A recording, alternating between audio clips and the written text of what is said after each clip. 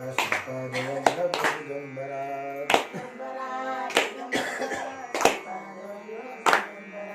दिगंबरा दिगंबरा श्रीपादवल्लभ दिगंबरा श्रीपादवल्लभ दिगंबरा श्रीपादवल्लभ दिगंबरा दिगंबरा श्रीपादवल्लभ दिगंबरा दिगंबरा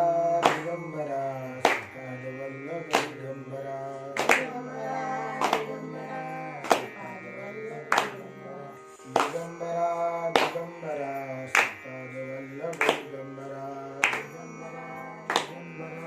श्रीपादवल्लभ दिगंबरा कुंडलिकावरदे हरि विठ्ठल श्री ज्ञानदेव तुकाराम पंढरीनाथ भगवान की आदि ज्ञानेश्वर महाराज की जगद्गुरु संत श्री तुकाराम महाराज की अवधूत चिंतन श्री गुरुदेव नवनाथ महाराज की जय।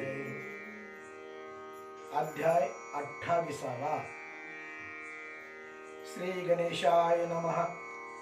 जय जयाजी जगदोद्धारा अखिल निरंजना निर्विकारा भक्त मानस चकोर चंद्रा प्रेमांबुधारा उसरसी तरी तू असता कृपाळू आई माये माझी विठाबाई तरी आता ग्रंथ प्रवाही येऊन या बैसे गे मागील अध्याय प्रेमे करून वैभव मिळविला राम विक्रम भरतरी संगमी पिंगला लग्न दत्तानुग्रह लाभला भरतरीला पिंगले बरोबर विवाह झाला आणि प्रभू दत्तात्रयांचा अनुभव त्यांना मिळाला तपाला बसवायचं म्हणत होते उपरी मृगया करून अवंतिका स्थान जाऊन राजधामी कनकासनी सभा मंडपी बैसला क्षणेक बैसोनी त्वरिता त्वरित पाकशाळी गेला नृपनात तक्वान्न सेवुनी अंतपुरात पिंगलागृही संचरला कनकमंचकी सुमनशेजी राव बैसवी पिंगलाजी या शब्दाचा अर्थ पिंगलाजी या शब्दाचा अर्थ पुष्पशय्यवर बर का षोडोपचारे करुणी पूजी श्रद्धापूर्वक पिंगला परमप्रीती भावारूढ राये दर्शविली चित्ती गोडमत करे स्नेह पाडे एकड घेत पिंगला तिथे वामांकी वैसोन परम चित्ते वाचेने म्हणे तुझ समान अन्यदारा नावडती भरतरीला आगे पिंगले माझे मन भावी मन देही ऐक्य रत्न जैसे मित्राने रश्मिशीन ऐक्य देवी मिळवती की राजमौळी तेथे आगळा द्वितीय शोभरी त्याची कळा देवी माते तू पिंगला मज चित्तावरी धावे आगे हे पिंगले माझा भाव पिंगला भरतरी ऐक्य नाव एकाची देही मज वाढीव भासे भाव शुभानने म्हणजे प्रभू दत्तात्रयांकडून त्यांनी 12 वर्ष मागून घेतली ना पाणी प्यायला गेले ते आठवलं ना तर म्हणे मला 12 वर्ष संसार करू दे मग मी तपाला बसतो आहे की नाही मग तो पुन्हा आपल्या राजभवनाला आला आणि पिंगलेच्या शयनगृहाकडे गेलाय आणि पिंगलेचं कौतुक चाललंय त्या दोघांमध्ये किती प्रेम आहे त्याचं हे संभाषण जैशी शर्करा आणि गोडी नामे भिन्न परी ऐक्य प्रौढी तेवी तू पिंगला माझी पाठी भाषी भाषी बारारी जैसा उददी आणि लहरी परी ऐकता सागरी तेवी माती तू सुंदरी भास भासची शिवानी आयशे मनोनी परमभीती पुन्हा घेत नृपती मग ओगोनी सकाम रीती संतुष्ट चित्ती मिळवला मग विचार सुचला एक गणानंद वैशिकी तिथे करून बैसल्या पिंगला बोलूनी वचन विडा त्रयोदश गुणी देतसे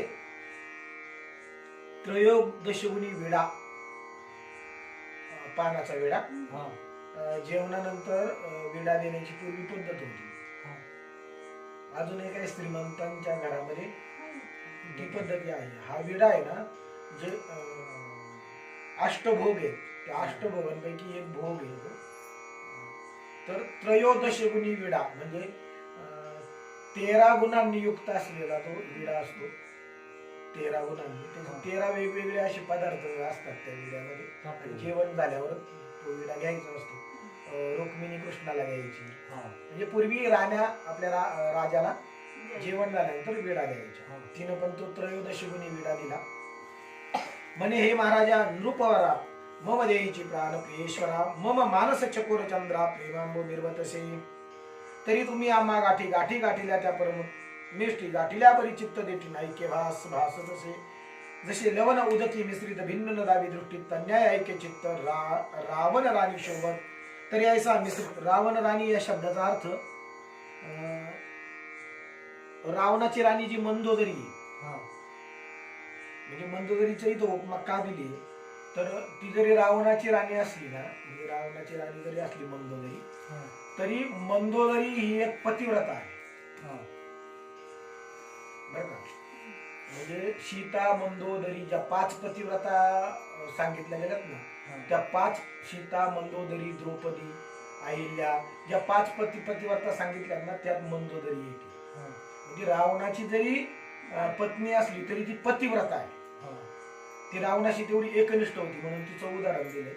रावण भले वाईट असू द्या पण तिनं केव्हाही रावणाला चुकीचा सल्ला दिला नाही. आणि पत्नीचं ते कर्तव्य असतं की आपला नवरा जर चुकत असेल तर त्याला योग्य मार्गावर आणणं, त्याला मार्गदर्शन करणं हे पत्नीचं कर्तव्य असतं. आणि रावण जेव्हा चुकत होता, रामाच्या विरोधात जात होता, तेव्हा मंदोदरीनं पुन्हा पुन्हा रावणाला समजावून सांगितलेले आहे. रामायणामध्ये तो भाग आहे. पुन्हा पुन्हा ते सांगते की तुम्ही युद्ध करण्यापेक्षा रामाला शरण जा. तुमच्या या युद्धामुळं राक्षस कुळ तर म्हणजे राक्षस तर मारले जातीलच, त्याचा त्रास होईल, आपलं राज्य पण जाईल आणि दुसऱ्याची पत्नी शेवटी आणणं चुकीच आहे. म्हणून तिनं पुन्हा पुन्हा रावणाचा विवेक जागृत करण्याचं काम केलं, पण रावणानं ऐकलं नाही. म्हणजे ती तिचा धर्म निभावत होती म्हणून ती एक पतिव्रतेमध्ये गणली जाते. तेव्हा आपला नवरा चुकीचं वागते तर त्याला चांगलं सांगणं, योग्य सल्ला देणं हे पत्नीचं कर्तव्य. म्हणून तिच्या बाबत तिचं उदाहरण या ठिकाणी दिले, रावण राणी शोभत. तरी ऐसा मिश्रित अर्थ उदया पावला असे ऐक्य चित्त परी निर्दय परम कृतांत जगा माझी मिरव तसे चित्ती चित्त भय का हरण करीत यशे राया तरी नेनो आपण विषय चिंतया बुद्धी जरी संचरता परी एकत्या ते माते दिसता उचितार्थ तुम्हा आधी माते मृत्यू सुगम चित्ता वाटत असे. ती बोलतीये आता भरतरींना किंवा माझं तुमचं तेवढं प्रेम आहे जेवढं मंदोदरीचं रावणावर होतं किंवा एखाद्या पत्नीचं आपल्या पतीवर असतं. आणि मला असं वाटतं की मी तुमच्या आधी काय होतं, मला तुमच्या आधी मृत्यू यावा, तुम्ही माझ्या आधी जाऊ नये, सौभाग्याचं मरण मला असं त्यांचं एक बोलणं चाललंय थोडक्यात.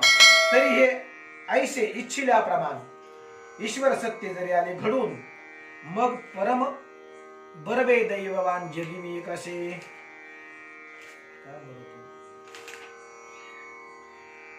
असं जर घडलं तर मी माझ्या स्वतःला भाग्यवान समजेल. या जगामध्ये माझ्यासारखी भाग्यवान कुणीच नाही. नवऱ्याच्या आधी स्त्रीनं जाणं ऐसे बोलता शुभाननी राव ऐकून बोलेवानी नेनो सकेश्वर करणी पुढील काही वदवेना मज आधी तू कामिनी मृत्यू पावो इच्छेशी मनी परंतु नेनो निर्दय बनी मित्रात्मज मिरवत से तो कदा न जाणे वेदविधी सदा वर्तत तसे विघड बुद्धी नेनो मद मृत्यू तुझा आधी आल्या काय करशील. नाही समजा तू म्हणते की तुमच्या आधी मला मृत्यू नको, पण समजा झालाच तर मग काय करशील. शेवटी आपल्या हातातल्या गोष्टी नाहीये. ऐशे ऐकून वदे पिंगला नेनो कैशे अशी जी भाळा रेखिले कळकळा कळत नाही म्हणायला. ठीक आहे म्हणाले, आता भाग्यात काय लिहिले माहित नाही. परी आयशा घडल्या गोष्टी बी राहणार नाही मही पाठी. त्यांचं बोलणे दोघांना नवरा बायको देह दाहून या हवे वाटी गमन करीची तुम्हा सांग. म्हणजे चितेवरच मी तुमच्या बरोबर स्वतःला जाळून घेईन. राव ऐकून बोले वचन पुरे आता तुझे बोलणे प्राणाहुनी प्रिय कोण घात त्याचा करवेना. तरी हे बोल उगेलेची फोल माझ्या तोषाचे करशील मोल. बर का परी समय येतात तो पाऊल मागेची धाव घेणार. जाऊ दे म्हणला, हे फक्त बोलण्याचीच भातून बोलायचीच कडी. तू मेल्यावर मी तुझ्या मागे लगेच मरल म्हणून नाही का. असं कोणी काय कोणासाठी मरत नाही. तेव्हा तुझं बोलणं राहू दे म्हणाले, हे फक्त बोलण्यापुरते. जेव्हा मी मरल ना जेव्हा तू त्या आपोआप मागे पडशील नाही का. तरी अनुभव माझी चित्ता सहज आहे मज पाहता आगे राजासनी विपुल वार्ता सेवक श्रवण माझी करविती परी काही शिरीती समअंगणीचा भाव धाविती शत्रू आणली प्राणावती वेचे ऐशी म्हणतात. तरी समय पडता दृष्टी जीवित रक्षिती बारा वाटी मग कोण कोटील मोह पोटी जीवित वाचा वारीती गे. तरी हे तैसे तुझे बोलणे दावित माझे चांगुलपण परी समय पडता अर्थ भिन्न दुसराही आहे गे. वेळ पडल्यावर कोणी नाही कोणाचं, हे फक्त बोलण्यापुरता समोर म्हणून बोल की बहुरुपयाच्या खेळी मेळी होऊन बैसती महाबळी परी ते शूरपणाची नहाळी समरभूमी चालेल की स्वान पुच्छाची कैशी उग्रता परी हार तेची पडे बळी देखता जैशी पालीची दृष्टी देखता वृच्छिक नांगी उतरीत असे. तन्याय तव बोलणे माते दिसते सहज स्थितीने आयशे बोलता भरतरी नंदिने पिंगलावदे स्वामीशी. असं भरतरी म्हणल्यावरती काय म्हणते? म्हणे महाराजा प्राणेश्वरा, या बोलाचा वागोद्वारा कंठी बांधिला आहे नारा. काया वाचा मानसी तुमच्या नावाचं मंगळसूत्र बांधले, तरी आता व्यर्थ बोलून नेनो घडेला अर्थ कोण? ईश्वर सत्तेचे प्रमाण ब्रह्मादिका कळे. परी माझी भावने ऐशे येत आहे स्वचित्तास, विधवा शब्द शरीरास लिप्त होणार नाही. पण मला असं जाणवतंय का मी काय विधवा म्हणून या जगात राहणार नाही, असं मला जाणवतंय. जरी म्हणाल कैशावरून, तरी काया वाचा चित्त मन तुम्हाला की केले अर्पण साक्ष आहे ईश्वर तो. तरी ईश्वर तो सत्याश्रित आहे म्हणती सकळ जगती, तरी वैदव्य शब्द जगमुखात माती लिप्त होणार नाही. असो बीज पेरिले तैसे फळ, ध्रुम कोमादी दावी सकळ, तेवी माझी चाली सरळ फळ उमटेल तैशेची. पण असं वाटतंय मला, पण जसं कर्म असेल तशी फळं येणार आहे, नाही का? पण मला असं वाटतंय की माझ्या पूर्ण आयुष्यामध्ये मला विधवा पण भोगण्याची वेळ येणार नाही, असं मला एक जाणवतं. निर्वेळ बरी ठेवली मनात, चमत्कार पाहू कोणी दिवसात, असो हे जल्प बहुदिनात सारिते झाले प्रीती. ठीक आहे. सहज कोणी एके दिवशी राव जातसे पारदिशी, पारदी म्हणजे शिकार, मृगया खेळता विपिनाशी आठव झाला कांतीचा. आणि शिकार खेळत असताना बायकोची आठवण झाली की आम्ही उभयता दोघे जण बैसलो होतो सुख संपन्न, तया माझी मृत्यू बोलून निच्छविले कांतीने. का आमची दोघं जेव्हा गप्पा मारत बसलो तर त्याला सहज आठवलं का माझी बायको म्हणते मी मेल्यावर मी पण मरेल, नाही का? तुम्ही झाली अगत प्राण तुम्हा सवे करील गमन, तरी त्या बोलाचे साचपण आज पाहू निश्चय. पाहू बरं ती खरंच मरतीये का, नाही का? आज आपण पाहूच परीक्षा तिची. आयशे चित्ती योजना करून मृगया करी फिरे कानन, तो अकस्मात देखील नाही मृग एक नेटका. राव देखता तया पाठी लागून शीघ्रमयी अर्राटी, शिनची त्याची वैभव मेळ थाटी मृग जिवंत धरियेला. बर का? धरियेला परी हस्ते करून तयाची ग्रीवा छेदून मुकुटासह काढून भूषणे रुधिर वस्त्रे भिजवली.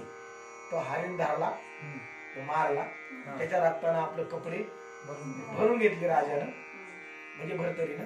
भिजवणी सेवका हाती एका नोकराच्या हातात दिली. देता झाला शीघ्र नृपती, म्हणे भूषणे उभवणी कांती सुखासनी बैसला.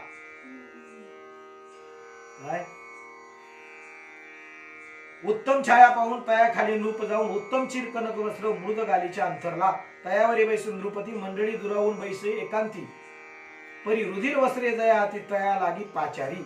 म्हणे ही रक्तवस्त्रे घेऊन सेवका पिंगलेचे गाठी स्थान, वस्त्रे तिथे गोचर करून राव निमाला म्हणाली, हे कपडे रक्ताने भिजले तिला दाखव आणि राजा मेला असं सांग. निमाला परी कैशे रीती, जरी पिंगला बोलेली उक्ती. तिने विचारलं कसा मेला, तरी व्याघ्रे संधानी जीवित वाहुती घेऊन या पळाला. वाघ त्याला तसाच उचलून घेऊन पळाला. आयशे वधूने राव भृत्या ते गुप्त पाठविला अवंतिके दे, राज सदना जाऊन भृतेन पिंगले ते विलोकिले. बर का? मौळी चिरासळ सकळ रुधिर व्याप्त वस्त्रे सबळ, पुढे ठेवून करकमळ जोडून बोलत असे म्हणे जी महाराजा मही स्वामिनी, मृगया करीत राव काननी, औचित व्याघ्र दाळीतून उठला राया न कळला. मागावणी साधुनी करून उड्डाण, मागून उडाला तो वाघ. राव धरीला ग्रीवे कारण मानेला धरला, धरिताचे हरुनी प्राण रुधिर पिऊन पळाला. आता त्याचे करुणी दहन, आताच त्याच जाळजूळ करून, नाही का? चमू येईल सकळ परतून आणि तेवढी करून सगळे येणार. आयशे पिंगला ऐकून हृदय पिटे आक्रोशे, हृदय पिटूनी महीवरती भावी आपटी ती निष्ठुर गती. हा म्हणून केसाती जाऊन या लुंची तसे शब्द करून आट्टा सांबरडा मारून उदास, पुन्हा माहिती मस्तकास वारंवार आपटी तसे. मृत्तिका घेऊन टाकी मुखान म्हणे आधी प्राणनाथ कैसे टाकून गेला. आता अशोक सुरू झाला. कैसे टाकून गेला माते परदेश भुवनाशी, आहा महाराजा प्राणेश्वरा कुपी कपिला कैसा दोरा, आहा तव प्रीतीचा मोह जरा आज कैसा आटला जाओ. मग प्राणनाथा मजबीन तुम्हा क्षण न गमता, प्रीती सोडून कैसे आता परत्र देशा गमलेशी. रडायला लागली ती. आता हे तिचे शब्द आहेत. आयशे म्हणून आरंभळत ते अंतपुरी ती समजली मात. स्त्रिया राजाच्या द्वादश सत, किती? द्वादश म्हणजे 12, शत म्हणजे 100, 1200. स्त्रिया राजाच्या द्वादश शत आरंभळल्या पाताळा. एक हृदयपिटी ते आपले असते, एक जावची मही पडते, एक काय करी मूर्छित, एक आंबरडा पडून ऊर्ध्व म्हणते आमचा गेला नाही. आता मही ते श्रीवृंद दिनवंत झालो की ऐशे म्हणून आरंभळती, एकमेकींच्या गळा पडती, हृदय पिटून आपटती महिला की मस्तक येते. ऐसा सकळ अंतपुरात कोल्हाळ झाला अद्भुत परी, पिंगला दारा प्रीतिबोध शोक करी आक्रोशे. म्हणे महाराजा निढळवाणी मज कैशी गेले तुझी सांडोनी, मोहाचा सकळ करणी लोपुनिया. महाराजा बाळावणी मोह अत्यंत मज विषयी पाळीत होते, ते मोह दौडून निष्ठुरवत सांडून कैसे गेलात. अहो तुम्ही राया सिंहासनी बैसत असता राजकरणी परी मम स्मरण होता म्हणे या धावणी साधना. ऐशे म्हणून धरणीवर शरीर पिंगला टाकी वारंवार, आधी सकळ सांडून राज्यभार कैसा गेलाशी. महाराजा पाहुणे माझे मुखमंडन पुन्हा विषयी राज्यासन, मोह आधी सकळ सांडून कैसा गेलाशी. महाराजा आहा पिंगला अंडजखानी, अंडजखानी या शब्दाचा अर्थ पक्षाची. कोठे गेलीशे मम पक्षिनी दाई, दिशा ओस करुनी अचिराणी चराव्या. मम पाडसाची हरणी परत तृण गोड पाहुनी, तिकडेची गुंतली लोभे करुनी माझा लोभ सांडून या. आहा मजा आंधळ्याची काठी, आता लय उपमा झाल्या. आहा मजा आंधळ्याची काठी हिसकावून नेली निर्दय पोटी की क्षुदिदाची अन्न वाटी जिंतून नेली बनंगे. आहा राया मज वाचून तुथे गमन नव्हते, एक क्षण आज निष्ठुर मन करून कैसा गेला अशी. महाराजा आहा राया उत्तम पदार्थ जो महिला की उत्पन्न होतो मम अधिक रूपेनात बक्षीला नाही कधी की. माते बैसवणी निजांका मुखी ओपित होता ग्रास, ऐशे परी सांडली प्रीतीस परत्र केले कैसे गेलात. ऐशे परी नाना गुण आक्रंद तसे आठवून, मग ते सेवका ते पाचारून शय्या साहित्य करवी तसे. रायमौळीचा चिरमुकुट परिधानी कबरी आलोट, स्फुरण दाटोनी मग बळकट, उत्तम चिरकवळीला स्वामींचे वस्त्र परिधान करून घेती झाली सतीचे वाण. स्मशान वाटिकेचे साधन सिद्ध केले तात्काळ, मग सकळ समारंभासहित येती झाली स्मशान वाटिकेत. अग्निकुंडी विधान करून त्यात सबळ अग्नी चेतविला. अग्नी लाविता विधान शक्ती दाहुनी वर्तला अंगारणीची, धगधगोनी कुंडाप्रती पावक शक्ती लावी तसे. ऐश्या प्रकरणी पेटविला वन्नी, होता पातळी सौदामिनी. अग्निकुंडी शिळा स्थापुनी निरोप मागे सर्वांते. सकळा जय देवनी आशीर्वचन, जय जय भरता ऐशे म्हणून, तुझा देह तुझा अर्पण शीघ्र काळी हो का. ऐशे म्हणून अग्निकुंडात सांडिती झाली स्वशरीरात, म्हणजे तिने स्वतःला अग्निकुंडामध्ये झोकून दिलं. पद्मिनीने जसा जोहार केला होता चित्तोडच्या किल्ल्यावर अल्लाउद्दीन खिलजीच्या विरोधात, त्या पद्धतीने अग्निकुंड पेटवला आणि तिने आपले शरीर टाकून दिले. मग ते याचक अपार जन धन्य म्हणती ती कारण, स्वहित केले पिंगलेने स्वामी सवे गमुनिया. हा पिंगला ऐशे म्हणती पवित्र दया सत्यवती, उदार करण सोकुळापती परकुळा ते तारले. भरतरी परी करीती परलोक, विवळ चित्ती करीती शोक. म्हणती आम्हा प्रजेचे दोंदिक, ईश्वरा कैशे नेले हो.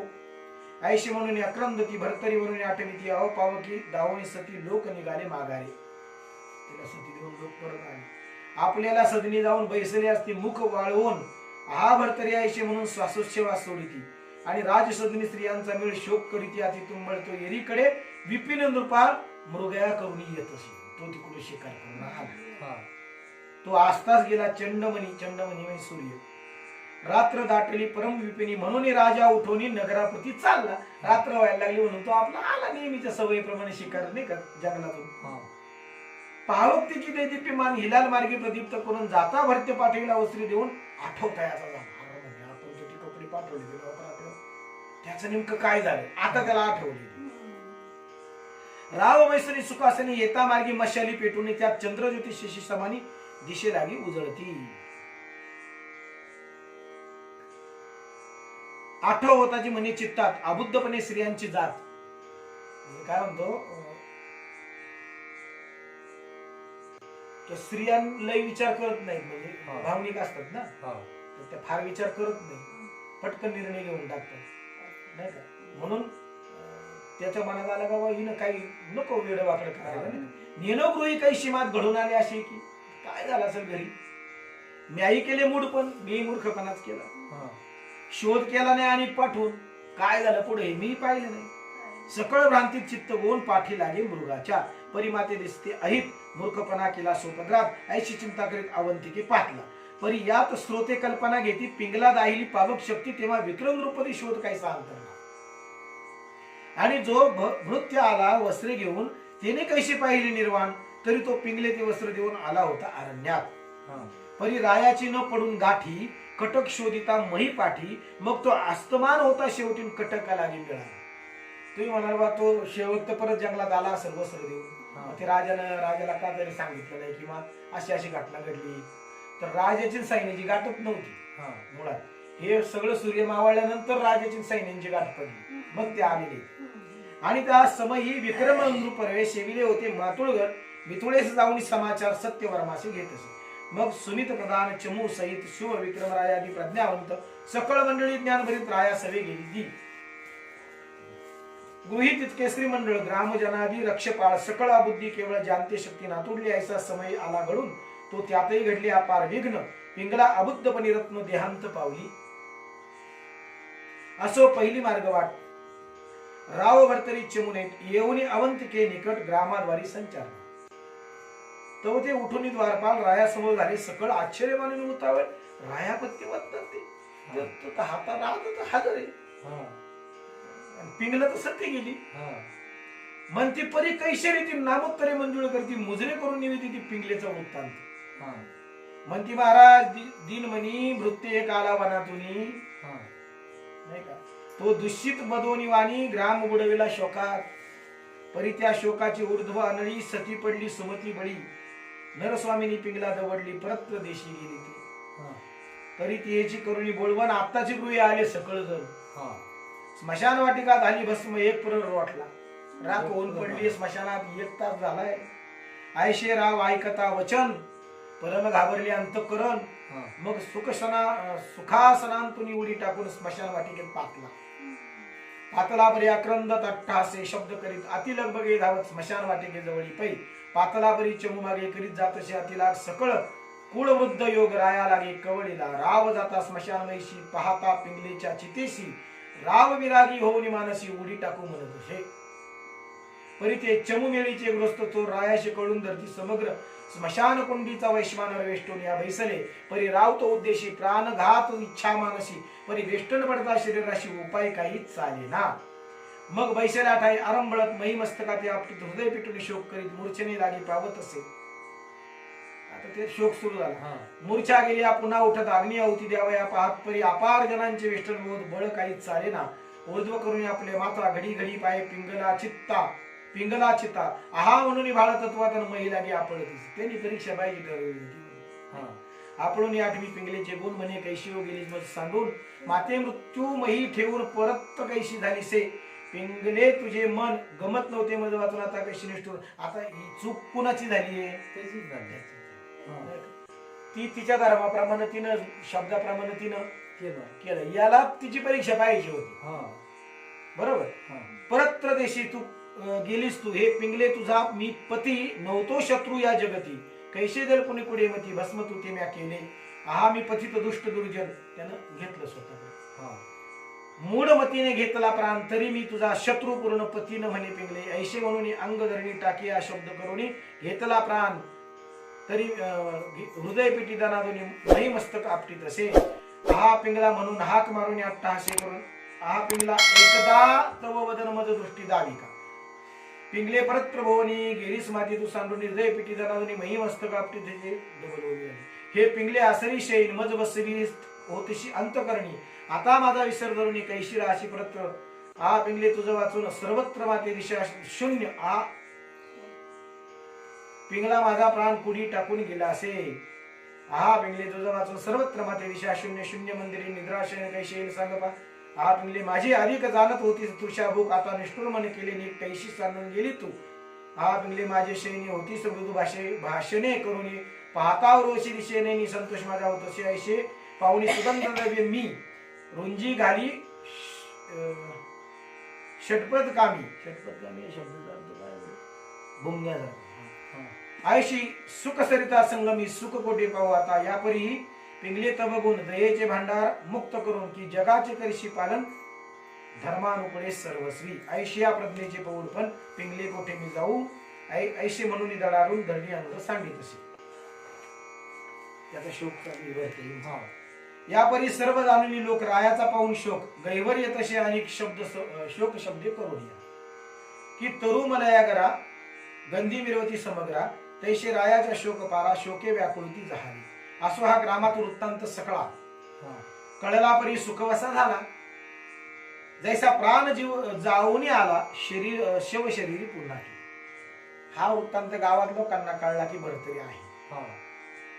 त्यांना बरं वाटलं थोडस नाही का, कारण राजा आहे. मग गावीचे ग्रामजन स्मशान जवळ आले धावून. परी रायाचा शोक पाहून तेही तशीच होती ती. म्हणजे त्याचा शोक पाहून लोक रडायला लागले नाही का. परी तो माईक सहस्थिती दुःख रहित शोकावरती जैसे बहुरूपी खेळा प्रतिशुरत्व मिरविती अपार की गुर्जर देशी चाल सदन रुदन घेती मोल देऊन तैसे घरचे सर्वजन येती प्रेत संस्कार कराव्या. गुर्जर देशामध्ये अशी पद्धती आहे की कुणी जर मेलं तर रडायला तिथं मोलकरी घेतात.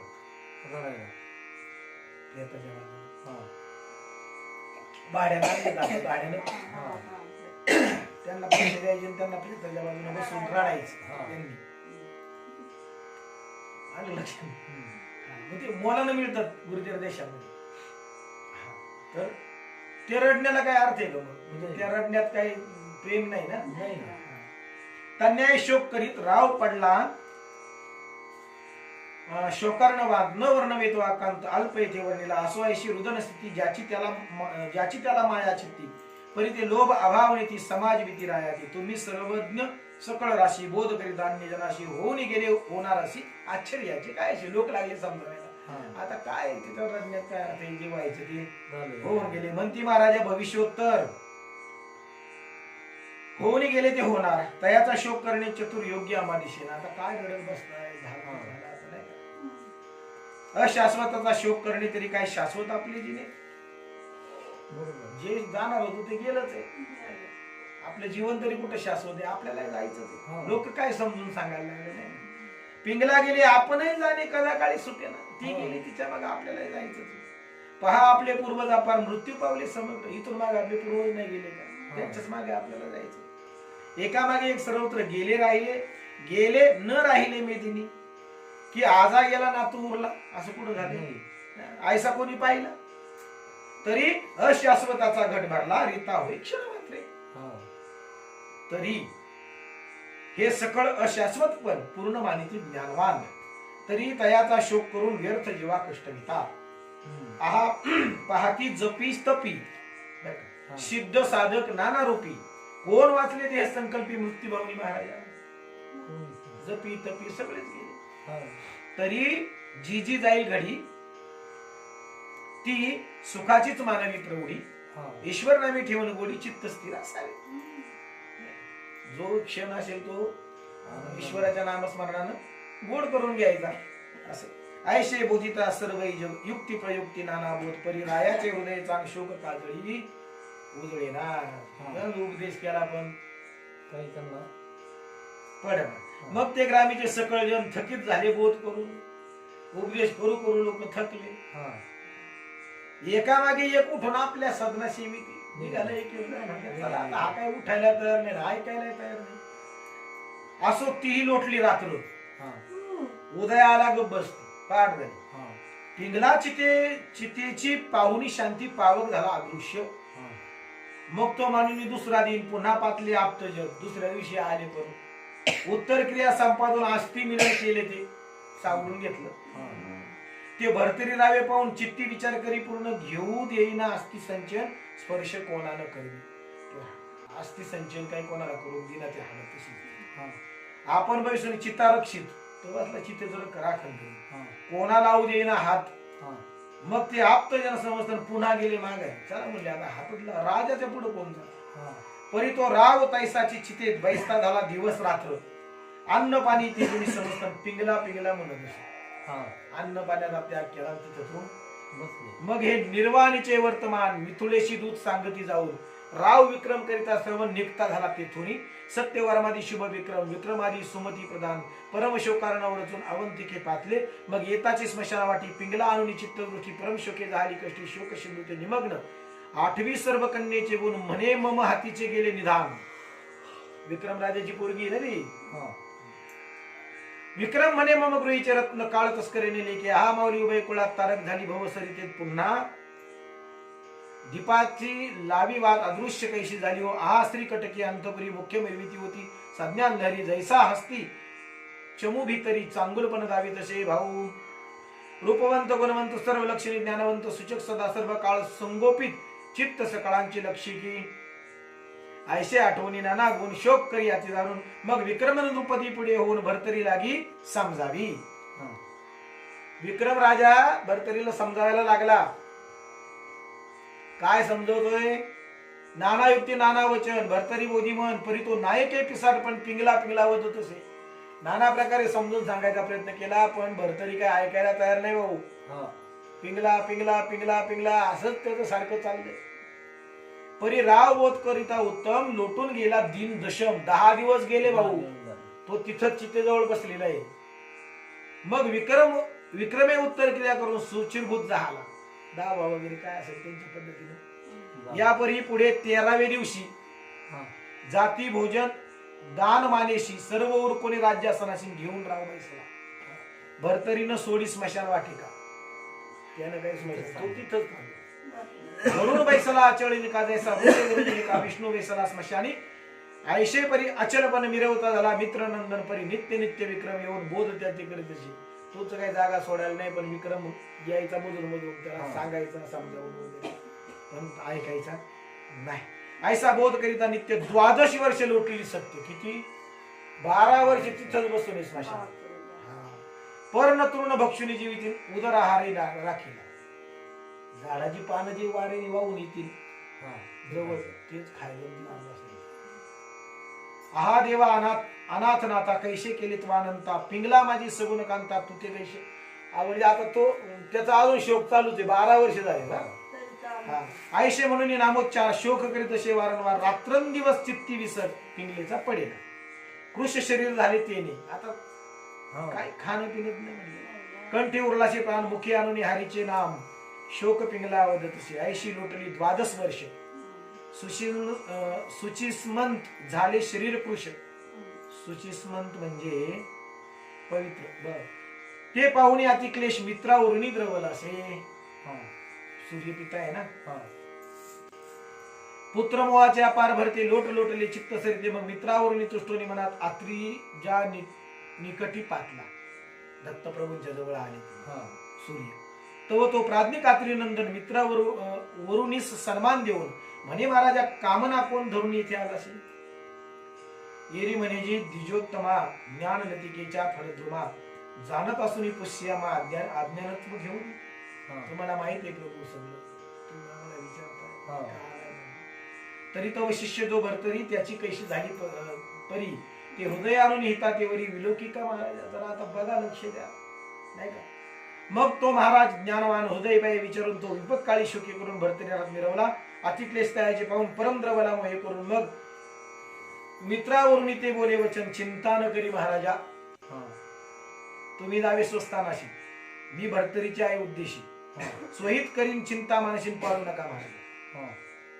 माझा शिष्य जो मच्छिंद्रनाथ तयाचा गोरक्ष प्रज्ञावंत तो मही भ्रमत करीत तीर्थ येथे येईल महाराज.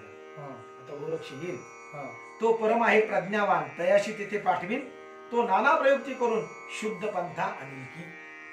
गोरक्ष मग त्यांनी घरी उपाय काय करायचं ते करील आणि त्यांना योग्य मार्गावर आयशे बोलता मित्रावरूनशी संतोष मिळवला तो चित्ताशी मग पुसोनी अनुसयात्मजाशी स्वस्थानाशी पै गेला. म्हणजे कधी कधी काय असतं कृपा फार महत्वाची असते किंवा पूर्वजांचा किंवा वडीलधाऱ्यांचा जो वरद असतो तो फार महत्वाचा असतो. कधी कधी परस्पर संकट निवारण होते आपल्या लक्षात पण येत नाही. आता हे भरतरीच्या लक्षात नाही एवढं मोठं संकट निवारण त्याच्या वडिलांनी ते पाहिलं आणि त्यांनी आत्री म्हणजे दत्तात्रय प्रभूंना ते श्रुत केलं. त्या कृपे करून आता भरतरीनाथांना गोरक्षनाथांची भीती वाढावी. म्हणजे कधी कधी पूर्व संचितपणा असतो किंवा कृपेचा पण प्रसाद असतो नाही का. यापरी पुढील अध्यायी कथा सुंदर अध्यात्म दीपिका मनोहर मानू सांगे दंडी कुमार नर हरी कृपे करून या दत्त सांगेल वृक्षनाथा वृक्ष योनी विरह सरिता शोषण करील तत्वता घटोद्भवाचे कृपेने स्वस्ती स्त्री भक्ती कथा सार समंत वृक्ष काव्य किम्यागार सदा परिषद भाविक चतुर अष्टविशंती तमाध्याय गोडा श्रीकृष्णार्पणमस्तु शुभम भवतु पुंडलिकावर्गे हरि विठ्ठल श्री ज्ञानदेव तुकाराम पंढरीनाथ भगवान की अवधि ज्ञानेश्वर महाराज जगद्गुरु संत श्री तुकाराम महाराज अवधूत चिंतन श्री गुरुदेव दत्त रघुनाथ महाराज की जय। या अध्यायाची फलश्रुती पठन पद्धती पहिल्या अध्यायाप्रमाणे आहे आणि या अध्यायाच्या पठणानं गुणवान स्त्री मिळून लग्न होईल व स्त्री अखंड सेवा करेल।